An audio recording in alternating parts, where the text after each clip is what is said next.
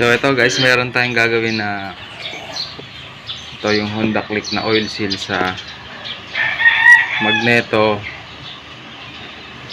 Yan, sa may crankcase. Kasi may leak siya eh. Ano, may leak yung dito sa gilid. Kung napapansin nyo yan. Yan, nataga siya na. Kaya babaklasin natin to. Ito. Ito, may tatlong tornilyo lang naman to. Ito, tsaka yung dito. Ayan. Para matanggal natin tong cover. Tapos tatanggalin natin yung radiator dyan. Tapos yung stator. Pati yung magneto. Yun yung babaklasin natin. Para mapalitan natin ng oil seal.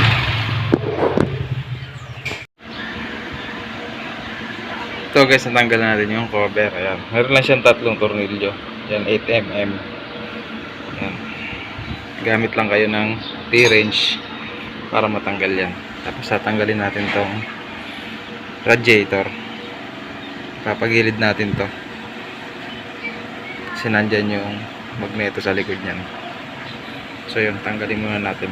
Ito lang naman yan. May tornilyo dito. Dito. Tapos dito. Tsaka dito. Parang apat lang ang tornilyo. Tingnan natin. Baklasin muna natin to. So ito guys, tinanggalan natin yung apat na tornilyo. 10mm. Yan, 10mm. Yan, kung mapapansin nyo, nilagyan natin ng tabo dito para i-drain muna natin yung coolant. Kung luma na yung coolant nyo, pwedeng isabay nyo na palitan. Kung bago pa, i-drain nyo lang tapos ibalik nyo, isali na lang ulit dito. Kasi tatanggalin natin tong ito hose para matanggal natin yung radiator. Itong hose na to, ito, pati itong nasa ilalim na hose. Yan, tatanggalin natin yung clamp na yan. Yan, nakaklamp lang yan. Gamitan nyo lang ng long nose or vice grip para mahugot. Ito naman sa pagdidrain, gamit lang kayo ng yung flower na alin. Ito, gamit lang tayo ng alin na flower. Yan, natatanggal na natin tong drain plug nya. Yan. Kung linisan nyo lang yung salinan kung ibabalik nyo yung coolant kung bago pa. Yan, kung luma na, taon na yung coolant, 3 years o 2 years, sabay nyo na palitan. Konti lang naman ang kailangan na ulat dyan. I think 200 ml lang. So yun, tanggalin natin ito para ma-drain.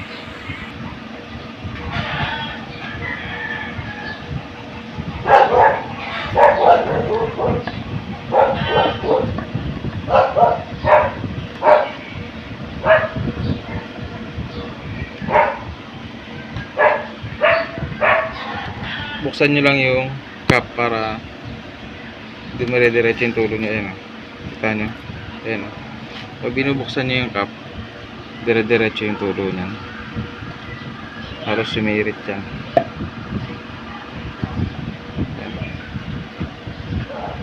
Ayan o, pag binuksan natin yung cap, sirit yan. Ayan o, ganun lang yung pagdidrain nito. So yan, ito. Ayan.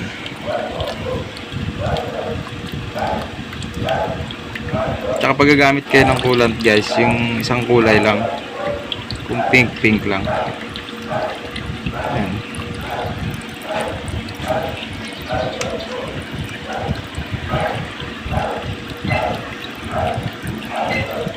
Tumapon na yung coolant to. So ito guys, tatanggalan natin yung radiator. Ayan. Tapos ito yung hose nya, ayan, tinanggal natin. Ayan. Then ito yung tatanggalin natin. Kung nakikita nyo yun, no? Malangis na siya.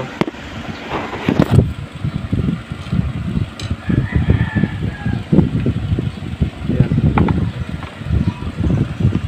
Ayan, nabilangis siya. Ayan. So, marumi na siya. Diretso lilinisin na natin yan. Yan na, naglilik dun, oh. Ayan. Yan. So, tatanggalin natin tong magneto. Ayan, ito. Tapos yung dito, may nut dyan. Tatanggalin natin yan.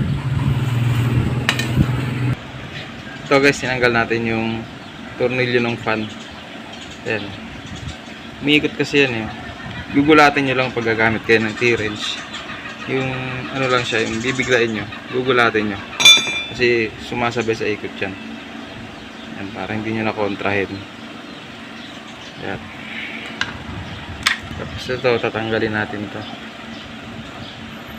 14mm to. Tapos gagamit tayo ng puller dyan dahil may thread dyan dyan. Ayan, yung magneto. Para matanggal natin yung tornilyo na to. Pati yung magneto. Gamit tayo ng pneumatic impact. Ayan. So ito guys, 17mm. Gagamitan nyo lang siya ng ganito. Pneumatic impact. Para, tapos pakaliwa ang pihit nyan. Ayan. Pakaliwa yan. Pag ganun siya. Then, puller. Kailangan natin ng puller. Ito. Puller na pang XRM lang din. Same lang ng pang XRM. Ipihitin nyo lang yan. Pakaliwa. Yan. Ipihitin nyo pakaliwa. Para pumasok. Then ito. Pakanan. Tapos pag in-impact din natin. Pakanan din.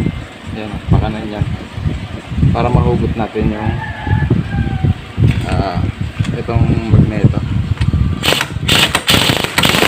Yan, tanggal. Pakanan naman ang pihit. Yan, ang dumi nyo. Yan. Linisan natin, tatanggalin natin itong stator. Meron lang yung alin. 3 alin lang yan. Isa, 2, 3. Alin 5. Para matanggal natin. Tapos andun yung oil seal nito sa ikot. Ayan, nasa likod yung oil seal. Ayan, punong-puno na siya ng langis, oh. Ayan. Makapal na yung langis niya. Ito guys, pag tatanggalin nyo, kuha kayo ng alin na 5. Ayan, dito nyo lang yan. 3 lang yan. Pihitin mo lang yan. Ayan. Pakaliwa ang pilit. Para pakaliwa lang yan. So yun, natanggalan natin itong 3 bolt, itong ari na bolt, itong 3 yan dito. Tapos natanggalin lang natin to. Yan, puro putik na, sobrang dumi na, kaya ay halos ayaw ano.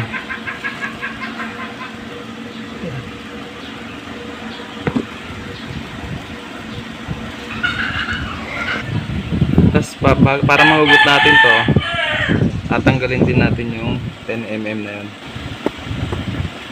Yan, 10mm para maiano natin kasi nakaipit dun yung wire ng stator. Tatanggalin din natin to, itong 10mm na to nasa ibabaw. So yan, tanggal na. Yan, hugutin nyo na lang yan. Tapos yan, mahugot na natin itong stator nito. Meron pa rin ito sa kabila. Kaya natin, meron bang babaklasin. So yun, ito na. Dalawang 10mm pala yung tatanggalin natin doon. Yan, kita nyo, sobrang kapal ng dumi, oh. Dumidikit yung mga alikabok, kumapal na. Yan, ito yung 10mm na dalawa dito para mahugot. Kasi yan yung pinaka ano ng stator. Yan. So yung oil seal nito guys. Ayun. Yan yung oil seal niya.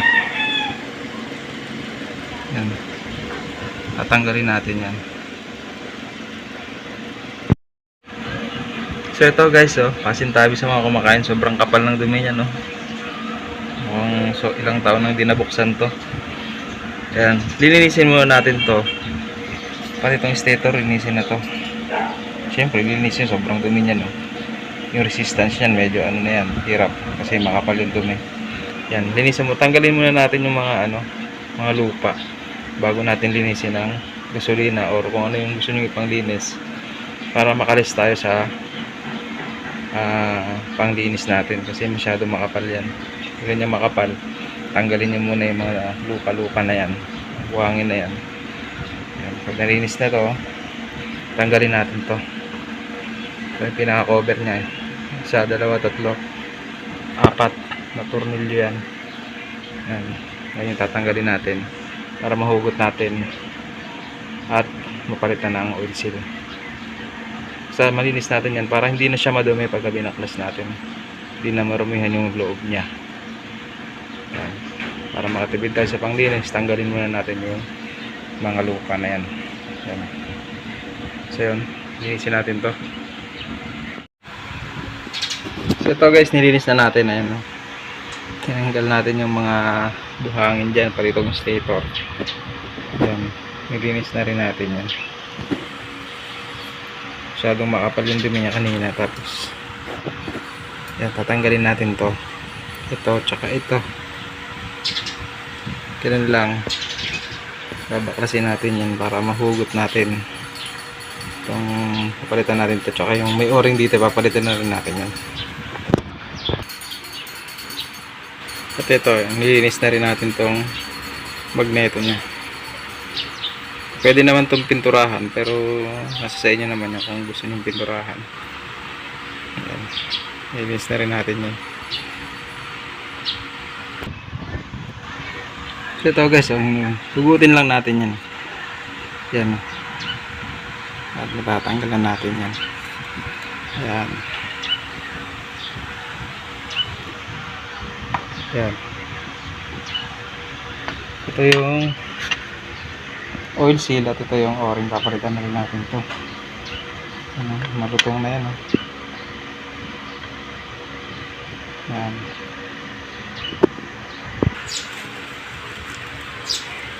Ito yung oil seal nya. Yan. Yan yung part number nya. 20.8 by 32 by ano ba to? 6. Yan, 20.8 by 32 by 6. Ito yung oil seal dito. Yan. Ito naman yung o-ring. Ito naman yung code nya. Yan. Made in Thailand. Yan.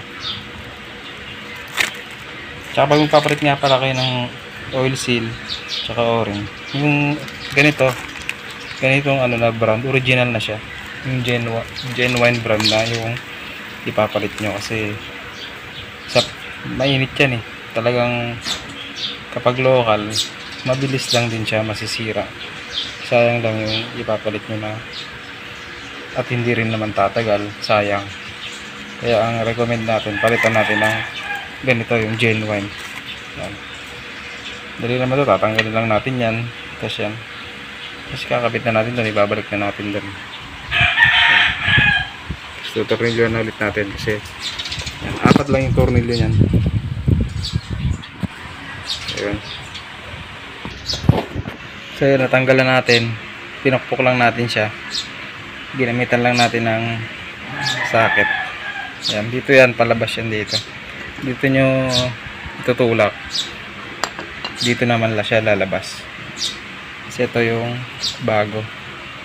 Yun yung luma. Yan, may kanal yan. Yan, hanggang dyan yan. Hanggang dyan yung oil seal. Yan. Pwede nyo langisan para madali lang siya itulak. So ito guys, naikabit na natin yung o-ring. Ito yung luma nya. Ayan, ano na siya, makunat na, malutong na siya. Ayan. Ito na yung bago natin. Tapos lagyan nyo lang din ng oil dito para pag pinasok ko sa may sigunyal, yan, hindi siya mapunit. Yan, kasi kakabit na natin to ron. Ayan, babalik na natin. So yun, ikabit na natin. Ayan. Ito, higpitan na lang natin tong 4 na tornilyo. Isa, dalawa, tatlo, 4. Tapos yung dalawa, ito yung sa bracket ng stator. Tapos ito yung sa bracket din ng stator. Ayan, higpitan natin tong 4. So yun, higpitan na natin. Yan. Kapag papalit kayo, dalawa na, isang o-ring at isang oil seal para isang baklas lang. Kasi kagaya nito, hindi natin alam kung saan yung natagas yung sa oil seal o sa o-ring. Yan. Wala namang ibang pagtatagasan dito yan, kundi dyan lang. Dito wala namang mga oil seal o-ring dito. Ito lang yung o-ring at oil seal na meron dito. Dito siya tumutulo yung langis niya. Dito bumababa. Kaya dito talaga siya nanggagaling. Wala namang ibang paglulusutan ng lines niya. At nasisira din talaga yung o-ring at oil seal. So yun, balik na natin yung stator. Ito, ibabalik na natin ito. Ito, binalik na natin yung stator nya. Yan, may 3 alin yan. Tapos ito yung sa dito naman yan. Kasi kanina ano na to eh, nabasag na yung plastic nya. Pero dinikit na lang natin. Wala namang problema yun kasi plastic lang yun. Tas eto, yan, ganito yung posisyon nya. Ibabreak natin yan doon sa loob. Dito yan eh. Yan, ganyan yung posisyon nya. Doon sa loob yan para pang ano sa wire, yung bracket ng wire, para hindi sumabit. Pasok natin yan dito ilalim. Ito yung 2 tornilyo kanina. 2 tornilyo yan. Susuot nyo lang yun sa ilalim. Tapos sutornilyohan nyo na. Ito yung pinaka ano na.